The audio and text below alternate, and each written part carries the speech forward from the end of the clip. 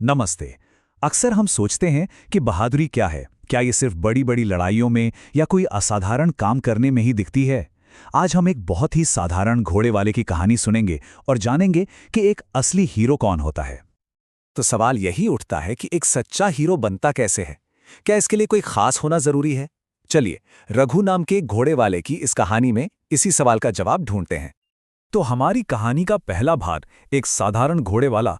कहानी शुरू होती है एक बिल्कुल आम इंसान और उसकी सीधी साधी जिंदगी से। एक छोटे से गांव में रहता था रघु, और उसका साथी था उसका वफादार और बहुत ही तेज घोड़ा शेरू। इन दोनों के बीच का जो रिश्ता था ना, वो बहुत गहरा था, जो आगे चलकर बहुत अहम साबित होने वाला था। अब देखिए, रघु कोई बहुत अमीर आदमी नहीं था। नहीं, उसकी असली दौलत तो कुछ और ही थी। उसकी कड़ी मेहनत और उसकी ईमानदारी। और इन्हीं गुणों की वजह से गांव में सब उसका सम्मान करते थे। यही उसके मजबूत चरित्र की पहचान थी। दूसरा भाग, गांव की मुसीबत। सब कुछ ठीक चल रहा था, लेकिन जैसा कि कहानियों में होता है, ये शांति ज्यादा देर तक नहीं टिकने वाली थी। गांव पर अचानक एक ऐसी मुसीबत आ पड़ी जिसने सब कुछ बदल कर रख दिया। और मुसीबत ये थी, गांव का एक बच्चा बहुत ज्यादा बीमार था और उसे फौरन शहर के अस्पताल पहुंचाना जरूरी था। लेकिन सबसे बड़ी मुश्किल ये थी कि शहर को जोड़ने वाला जो एकमात्र रास्ता था, वो बुरी तरह टूट चुका था। कोई भी गाड़ी वहां से गुजर ही नहीं सकती थी और वक्त तेजी से हाथ से निकलता जा रहा था।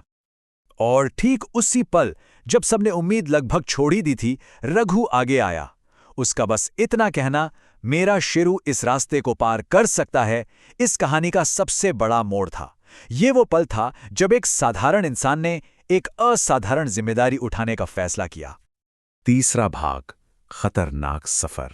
और यहीं से शुरू होती है रघु और शेरू की हिम्मत की असली परीक्षा। ये सफर जरा भी आसान नहीं था। सबसे पहले तो उन्हें उस टूटे फूटे रास्ते पर उतरना पड़ा जहां चलना भी मुश्किल था। फिर आगे का रास्ता पत्थरों और कीचड़ से भरा हुआ था, उबड़ खाबड़। और इन सबके बाद सबसे बड़ी चुनौती थी इन सारी मुश्किलों को पार करके सही समय पर अस्पताल पहुंचना। हर एक कदम उनके हौसले को परख रहा था। चौथा भाग, गांव का हीरो। तो उस खतरनाक सफर का अंजाम क्या हुआ? अब हम देखेंगे कि रघु की इस बहादुरी का नतीजा क्या निकला। जब वो अस्पताल पहुंचे तो डॉक्टर के शब्द साफ साफ बता रहे थे कि दांव पे क्या लगा था। ये सिर्फ एक मुश्किल सफर नहीं था, ये सच में जिंदगी और मौत का सवाल था।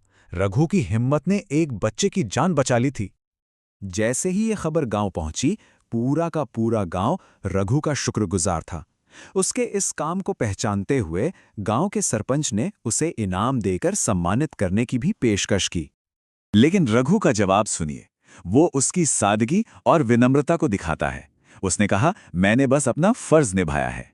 मतलब उसने ये काम किसी इनाम या शोहरत के लिए नहीं किया था, बल्कि इसलिए क्योंकि उसे लगा कि यही करना सही है। और बस उसी एक काम ने रघु की पहचान हमेशा के लिए बदल दी।